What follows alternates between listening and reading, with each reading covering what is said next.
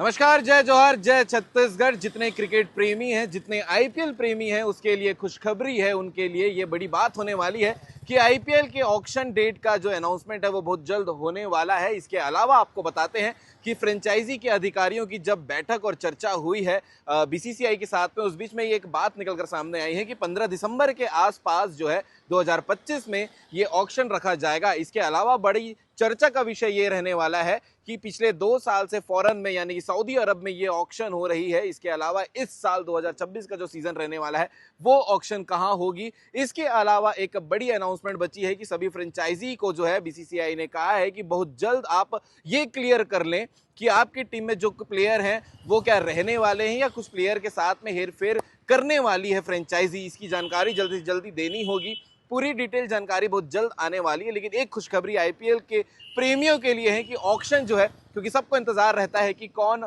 Auction में क्या चीजें होने वाली हैं, तो 15 दिसंबर 2025 के आसपास ये ऑक्शन होने वाली है। आप इस पूरी डिटेल जानकारी के लिए क्या कहेंगे, कमेंट करके जरूर बताइएगा। जय हिंद, जय भारत, जय छत्तीसगढ़।